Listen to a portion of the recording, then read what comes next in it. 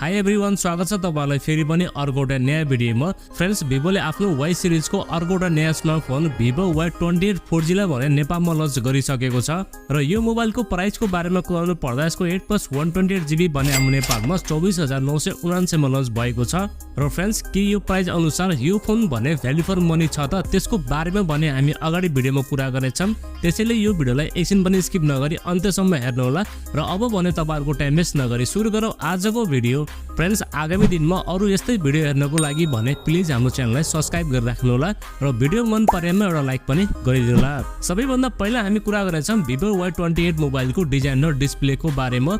डिजाइनको बारेमा कुराउनु पर्दा यसको ब्याक साइडमा तपाईहरुलाई ड्युअल क्यामेराको सेटअप, साथमा एउटा एलईडी फ्ल्याश र तलपट्टि भने भिभोको ब्रान्डिङ दिएको छ र अगाडिपट्टि भने सेन्टर पञ्चोल डिस्प्ले दिएको छ र डिस्प्लेमा ग्लासको प्रोटेक्सन पनि दिएको छ। अनि बिल्ड क्वालिटीको बारेमा कुराउनु पर्दा ओभरअल यो मोबाइल भने प्लास्टिक बिल्डको साथमा लन्च भएको छ र यसको फ्रेम पनि प्लास्टिकको रहेको छ। साथमा तपाईहरुलाई यो मोबाइलमा IP54 को रेटिङ पनि दिएको छ।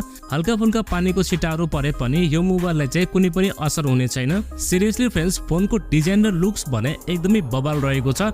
अब हामी कुरा गरौँ मोबाइलको डिस्प्लेको बारेमा। तपाईहरुलाई भने यो मोबाइलमा 6.68 इन्चको FHD+ IPS LCD प्यानल दिएको छ। साथमा तपाईलाई यो डिस्प्लेमा 90 हर्ज को फास्ट रिफ्रेश रेट पनि दिएको छ र ब्राइटनेसको बारेमा कुराउनु पर्दा तपाईलाई चाहिँ यो डिस्प्लेमा 1000 निट्स को HBM ब्राइटनेस दिएको छ। इन्डोर र आउटडोर युजको लागि भने तपाईलाई यो डिस्प्लेमा चाहिँ कुनै पनि शिकायत आउने छैन। फ्रेन्ड्स, यो मोबाइलको डिस्प्ले IPS भए पनि डिस्प्लेको क्वालिटी भने एकदमै राम्रो रहेको छ।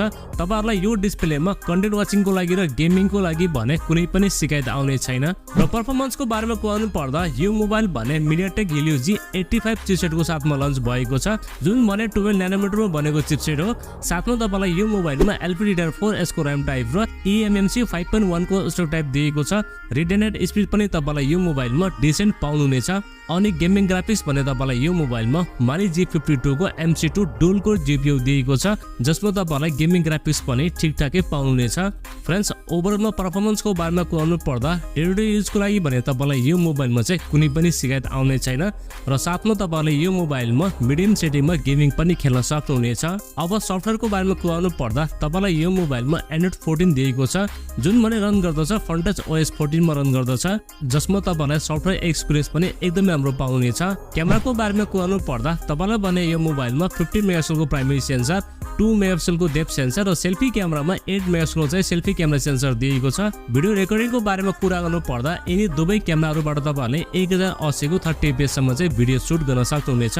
फ्रेन्ड्स, ओभरअलमा क्यामेराको बारेमा कुराउनु पर्दा यो मोबाइलको क्यामेरा सेटअप भने डिसेन्ट रहेको छ र ब्याट्री भने तपाईलाई यो मोबाइलमा 6000 mAh को ठूलो ब्याट्री दिएको छ, जसलाई चार्ज गर्नको लागि 44 वाट को चार्जर भरे बक्समा दिएको छ र तपाईलाई यो मोबाइलमा चाहिँ 2 दिनको ब्याट्री ब्याकअप मजाले पाउनुहुनेछ।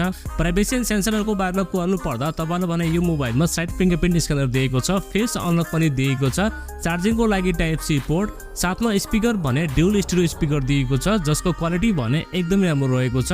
फ्रेन्ड्स, अब हामी कुरा गरौँ यो मोबाइलको प्राइसको बारेमा। यसको 8+128GB भने हाम्रो नेपालमा 24,999 मा लन्च भएको छ र यसको 8+256GB भने हाम्रो नेपालमा 26,999 मा लन्च भएको छ र तपाईले यो मोबाइललाई hoku.com बाट पर्चेस गर्न सक्नुहुनेछ। ल त साथीहरु, यदि नै यो मोबाइलको बारेमा तपाईलाई यो मोबाइलको स्पेसिफिकेसन कस्तो लाग्यो, आफ्नो केही सल्लाह सुझाव भएमा प्लिज एउटा कमेन्ट लेख्नु होला। भिडियो मन परेदेखि एउटा लाइक पनि गरिदिनु होला र यदि नयाँ साथीभाइले हाम्रो च्यानल पहिलोपटक हेर्दै हुनुहुन्छ भने प्लिज हामीलाई सब्स्क्राइब गरिराख्नु होला। अर्को भिडियोमा भेट्ने बाचा गर्दै आजलाई बिदा लिन्छु। हवस्, धन्यवाद। जय नेपाल।